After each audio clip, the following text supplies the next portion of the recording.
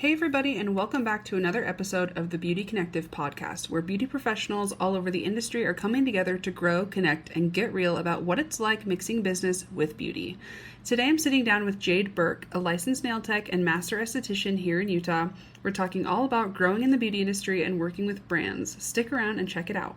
Jayde, I'm so excited to get to know you better and have you on the podcast today. Thanks for being here. Yeah, thank you so much for having me. I'm so excited to be here and get a chat with you and get to know you more. I love that we're matching. Yes, it was perfect. You got the It's a memo. green day. I love So it. We kind of started talking about before this, but I want to just hear a little bit about your journey into the nail industry. Yeah, I originally didn't plan on kind of going into the beauty industry after high school. I started nursing in probably 2017, 2018, and I kind of dabbled into it because I told them I like to help people, like my school counselors, and they suggested something that they had a career path for. So I started doing nursing, and COVID had hit my senior year, and I was graduating, and I was like, I don't know if I want to do all of this. It kind of stressed me out. So I took a step back, and my dad had sent me an article that summer of the beauty school in my hometown had a nail art class starting. And he was like, you've always been an artist. Maybe you could try it. And I was like, oh yeah, maybe it'd be a good side hustle, until I figure out what I'm really doing. And yeah, it was one thing after another. I started school that July and then graduated in September, and it was history from there. After that, I got interested in getting more into the aesthetics industry and continuing my education. And yeah, I feel like it has just spiraled to where I'm at now. So well-rounded. You've done it all, kind of like aesthetics and nails, which is so fun. I'm curious if you have one that you prefer over the other. Yeah. I feel like nails have been the most consistent for me, and I found the most creative outlet with it. But I do find that anything gets really repetitive, and it's good to have something to kind of break it up. But I definitely think I'd always choose nails over aesthetics. Really? Yeah. I felt like it was fun, but it was a little less connection based. I felt like you're more transferring your energy to them, relaxing them, stuff like that. Yeah, I kind of felt like I loved the face-to-face connection a little bit more, getting to chat with them, get to know them, and give them a service based on that. Versus just kind of a more relaxing service was a little more boring to me. So yeah. That's I fair. felt like it was a little more fun. And nails are so diverse. And Yeah. they're different every single time. Exactly. Which is so fun. You mentioned that you kind of went into it feeling like it would be a fun side hustle. Yes. When did it kind of transition to being like, okay, this could be a full time? I think I remember the first time it really kind of set in whoa, this is a real thing. Was when I had to get my LLC, and it was a couple months after I graduated.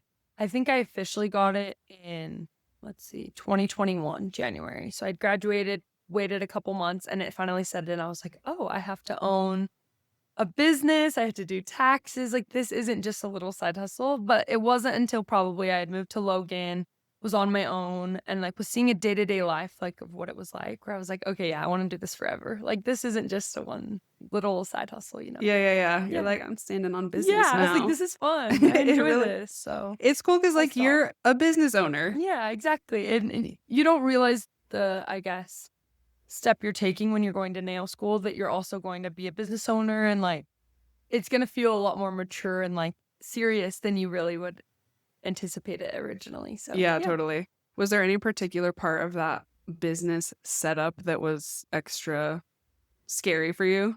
Yeah, for sure. I think that I watched my parents go through opening a business and struggling with it because they own an oil field company, and we're from Vernal, Utah. So if you're familiar to the area, it's very oil field based, and it goes up and down.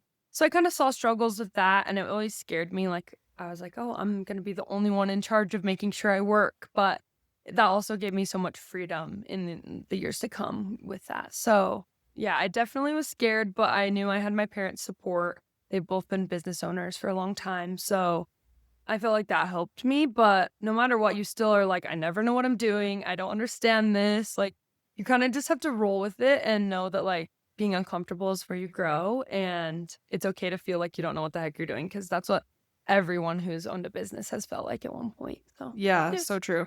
I know it is scary because if it fails, it's all on you. Right. Yeah. No one else is going down for it. Yeah. So and it's if you don't show up, then you're screwed. If people don't come as your client, that's on you. Exactly. All falls on you, which is scary. But also, like you said, it gives you so much freedom on the other end of that. And it's like empowering It too. Do you is. feel like Yes, that? absolutely. Yeah. I think seeing that, like, I've been able to do it and continue to withstand, like, clients and all the hard parts, like, I'm like, okay, I could do anything that comes because Hmm. I've made it this far. So Yeah. it's really empowering for sure. Yeah. And you've been in the industry for 5 years now? Yes, so this September will technically be like 5 years since I graduated. So I'm getting ready to do like a little photo shoot and a giveaway and some fun stuff. I want to host an event potentially. So Cute. yeah, I'm Oh my excited. gosh, that's Yeah. so exciting. Okay, let's talk a little bit about your like social media side of your business and how that all got started. Totally. So, I feel like I always was into it and I loved posting since I was a little kid. I remember trying to convince my mom to let me get a Facebook when I was like 12. Like I was like, just let me post profile pictures and like my eyeshadow and whatever it was. And I loved like the OG YouTubers. So I was always obsessed and trying to get into that. But then naturally, when I started to do nails, I was like, wait, these photographs so well, so easily and so naturally that I might as well be posting it. And I posted a set that I did on one of my best friends. It was a fruit set. It was like half watermelon, half coconut, like an apple, all kinds of things. And I remember I was looking at my phone one day and it just kept ding, ding. And I was like, what the heck? Like, that's weird. And I checked later in the day and it was like at 1 million views. Like, Oh a my million people had gosh. seen it and clicked on it and interacted with it. And I was like, oh, what the heck? And it was just such a cool experience to see like my art getting seen by so many people all over and messaging me being like, these are so cool. And I was like, whoa, really? Like, I didn't think they were that special, but Yeah. it's really cool to see like that somebody else will see your work and think it's the most amazing thing they've ever seen. And that helps me in a way too, being like, even if a hater's gonna comment and be like, those aren't my cup of tea, like the next person might love them so much and want to share it. So I feel like reminding myself there's always a space for everyone in social media, no Mhm. matter what it is, no matter what you're posting, like there's a space for you and just post it because I wish I would have told myself that more in the beginning, like when I was starting.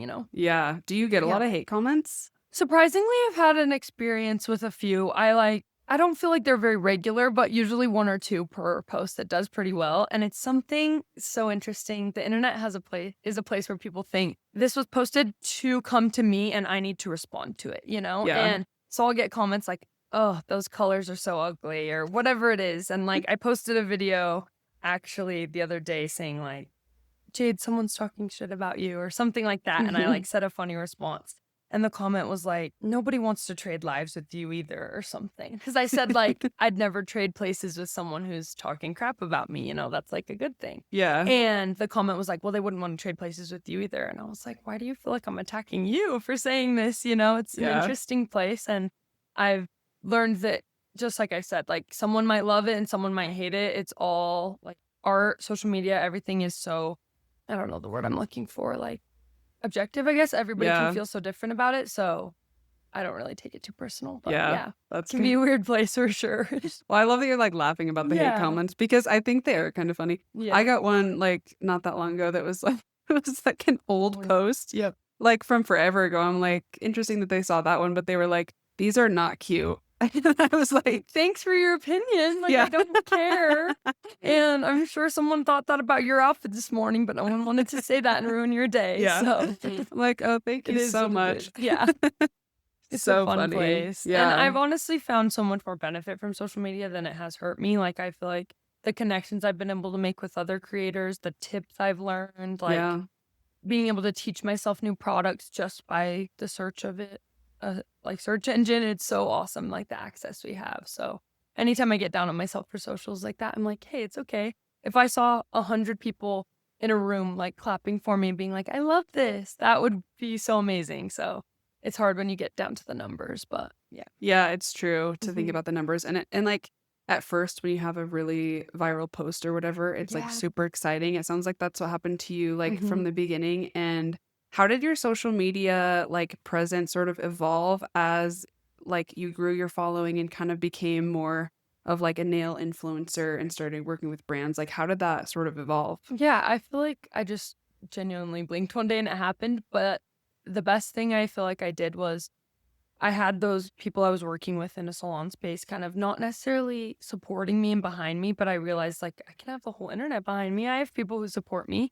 And I feel like I decided I was like, I want to connect with people. I want to actually have the social media transpire to my real day-to-day life. You know what I mean? Because just like someone said a while ago, I saw in a video, you can have 1 million followers, but wake up and your day is exactly the same. You know, nothing changes in your day-to-day life.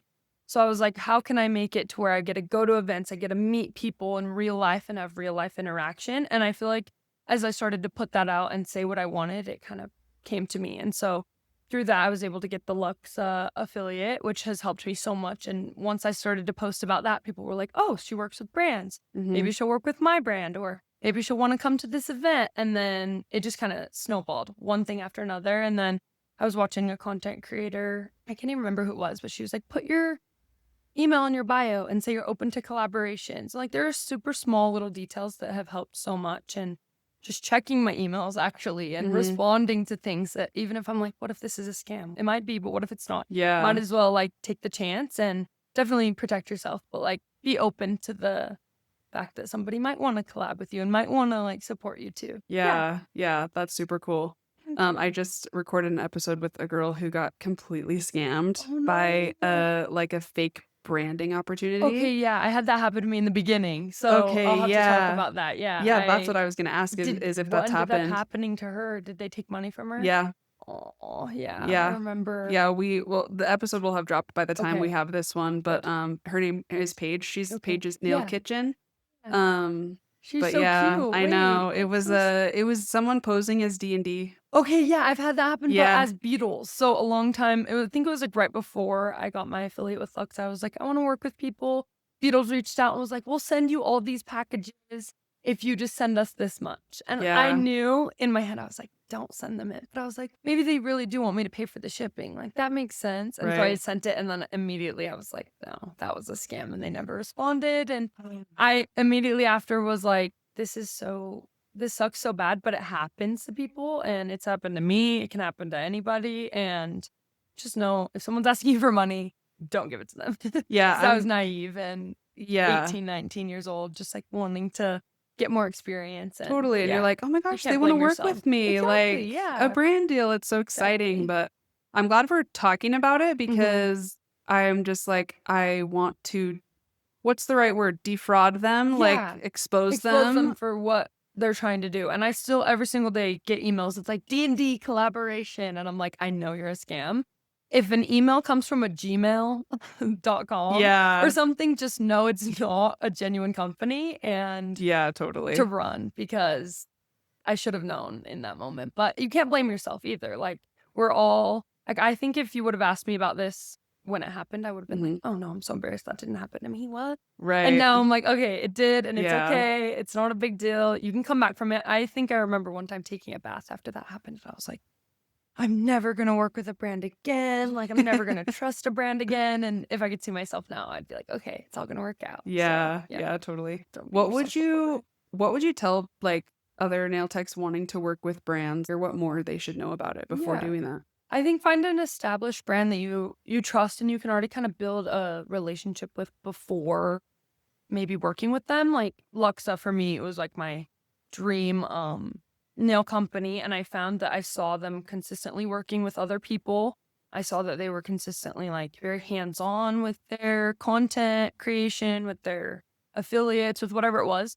And that was the difference between Beetles gel polish, for example, and Luxa polish, is like, I never really saw that with Beetles. So it could have been a red flag to watch out for. Like, just kind of look for those red flags in the businesses, I guess. And for yourself, like, set an expectation of what you want. Like, I wanted to be an affiliate, and I kind of like set my mind to that, and then I worked for that one exact brand. So maybe kind of niche out, find exactly who you would love to work for, and kind of go for that, versus trying to work for 1,000,000 little companies, you know, which can be awesome too. But I think just be open to like setting your mind towards one thing and working on that, versus like trying to open to everything, because it can get a little bit like, you can get spread thin. I would have times where I'd be like, Beatles would be emailing me, and like, I've actually worked with them, and they'd be like, will you send me this video by this day?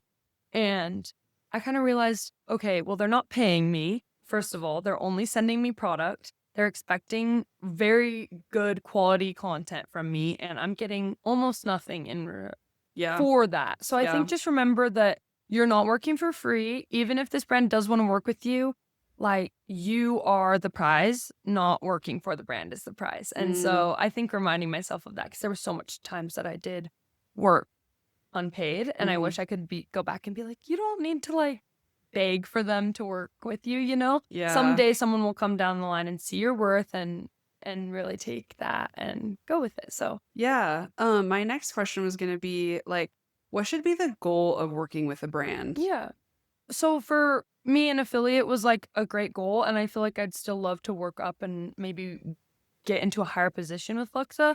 And I don't always know what that would look like, but I think an affiliate position is a great option because you're not only getting access to product discounts and it's helping you build your networking, but it also, you make money. You know what I mean? You get a percentage back. So I think any kind of paid position would necessarily be a goal as a nail tech, because any extra income on top of what you're already making is going to help you grow in multiple ways. So I'd say that I'd love to eventually work in content creation for a company, you know, traveling. I'd love to educate. Like there's so many things that I, as a nail tech, have goals for myself, but I really think reach for the stars and like it could happen, because, you know, Luxa might not even have a position and they could hear me talking about it and be like, wow, we would love to do that with you, you know, like kind of put it out there. And I think that it can happen, because I really didn't even think when I first started nails I could ever be an affiliate for a company. And now I'm like, I wear that on my chest. It's like one of my most proud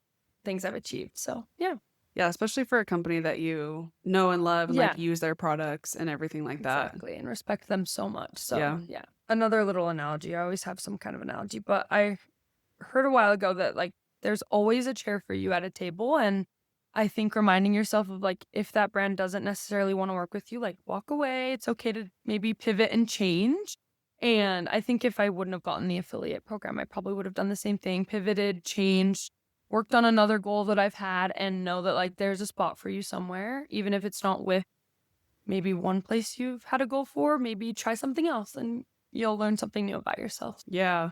What do you think keeps people from reaching out to brands or like trying to get brand deals? I think it's like the intimidation of like, there's so many nail techs and there's someone that can do it better, and there's someone that has a better camera setup than me, and someone that has more access than me and more clients and more followers, whatever it is.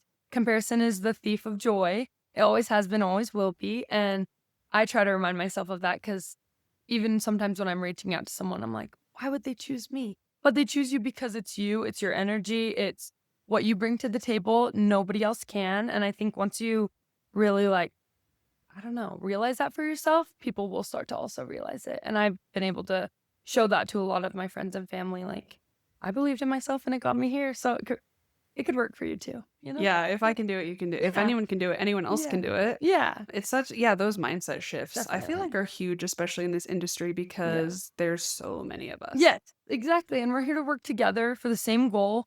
We're not here to work against each other. And I think the second we realize the only competition you really have is yourself, like it opens up a whole new world. I like that. The only competition is yourself. It's like you're the one holding yourself back. It's so true. So. Yeah. Cool. Yeah. I wanted to go back and ask you about, since you've been in the industry for a while now, how you've seen it change throughout, or how it's changed since you started. For sure. I feel like the trends have always been so different with nails and so ever changing, but in the last couple of years, it's became such a, especially in Utah, a standard to have like your nails done, your lashes done, your hair done, you know? And maybe when I was younger, I lived in an area where it wasn't as accessible. And so now seeing that like every corner you turn, everyone has a full head of extensions and a full nail set. And like, it's just crazy to see the priority we've put on beauty in this day and age and how it's continuing to evolve. And it's just surprising. I don't know. I'm shocked every day by like the trends and how someone can do one nail color and it could be literally named after them just by them having it on their hands. You know what I mean? And so I definitely feel like it's intimidating, but every time I see the industry change and evolve, I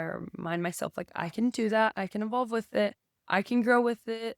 It's not leaving me behind. And it's refreshing to know it's always forever changing, because if you don't like something, it might not be here in 6 months, might not be in anymore. So it doesn't really matter. Yeah.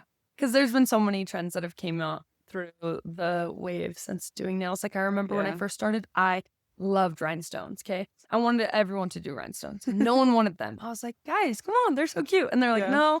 And then I went to Logan, did nails for a while there, got my hand painted art kind of up, and then moved to Salt Lake again. And everybody was like, wait, I want rhinestones. And I'm like, what do you mean? I just spent 2 years practicing hand painted art for you to tell me you want charms. Yeah. And like now charms are so huge again. And it's just so funny to like, I remind myself, don't always throw something away because it'll come back before you know it. So yeah, I've loved that about our industry too. It's like forever changing and forever growing, but it can be intimidating too to be like, holy cow, how can I know how to do all of that stuff? But, Yeah, totally. yeah. And thinking about what you said about how everyone's into beauty now, and it Yeah. like I have thought about that, but wondered if it's just because I'm more in Right. the industry now, I and like agree. I'm just noticing it more now, Yeah. or if it's actually a Yeah. thing that's happening more Yep. in society.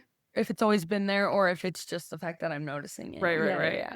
I definitely am interested to know if it's like Utah as a whole. Because every time someone Yeah. travels in and tells me, they're like, this is the most beautiful state ever. Like the people are insane. And I'm like, yeah, we're #1 per capita for plastic surgery in the US. Like we got Yeah. it all. But no, I definitely think it's like the media has added to it. We're always staring at ourselves with lights on our faces. I'm like, how are we not supposed to pick ourselves apart and compare? But I also think that like it adds to like the growth that we all will have in this industry. And as people, like you can't always compare yourself. There's always better and it's okay. It's like I'm good because I am who I am and that's Yeah. what I bring to the table. So Totally. And like keeping that perspective and less on the complete focus on just like how we're appearing, how we look. Exactly. I know. I wonder if it's more of a Utah thing too than outside of Utah.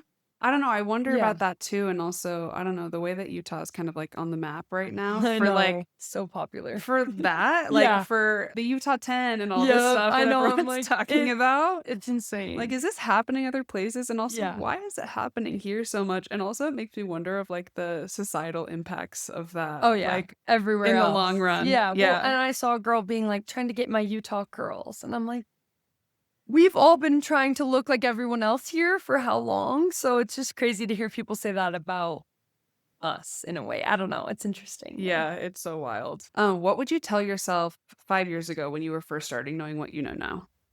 I think now I prioritize like sitting down and envisioning what I want. So writing down my goals, putting it down on a piece of paper, like actually so I can see it and achieve it and it can come true. I think I wish I would have told myself to take those more seriously. Someone would be like, sit down and see where you see yourself in 5 years. And I'm like, no, seriously do it. Like envision where you want to be, imagine it, manifest it. Because like, I don't know, I was writing down or I was looking through my old goals and I found my 2021 goal list. So this is right after I'd graduated. And it's just insane to see like, I wrote pay off my car within 5 years and get a new car, which I had done now. I drive my new car and I put cross-check, but I ended up getting a Toyota. So I put work in a med spa, get certified in microblading or other things like that, which is so funny because my goals have shifted so much since then, you know? Mm-hmm. I don't even really have an interest in working in a med spa currently, but it's just fun to see like how much you change. And I even put on here, get a skincare routine by June and stick to it, which is so cute. Finish school in June, work as much as possible, move to Logan in the fall and begin master aesthetics.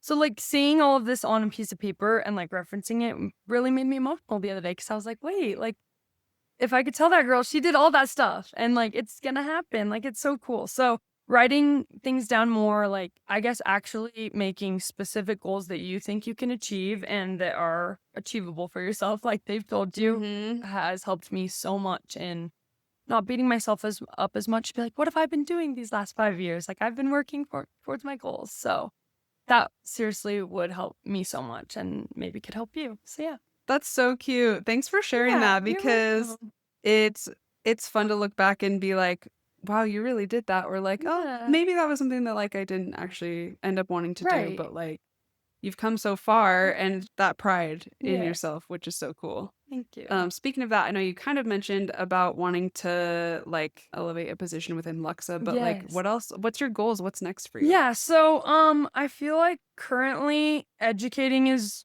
a huge goal I had for the year. I wanted to learn more, apply myself just be able to share what I know to other people. So I got licensed in the beginning of the year to be an educator. So fingers crossed that something opens up in the future with maybe educating with Luxa, maybe even educating on my own, using Luxa products, hosting nail art classes. I have a goal to have at least one group class by the end of the year. So I'm hoping to have that. I'm also going to do some demos at the Nail Expo with fun. Luxa. So I'll be at their Yes. demo table, and that'll be like the first hands-on experience. This year I had 2 other big goals that I've also been working on, and this is one of them. I wanted to do some kind of public speaking, talk to people more. Like, I used to beat myself up because I didn't go to college, and I think anybody in our industry can do that. You're like, oh, I'm not as smart, or I don't know as much, or not as intelligent. But I remind myself, like, you can do hard things.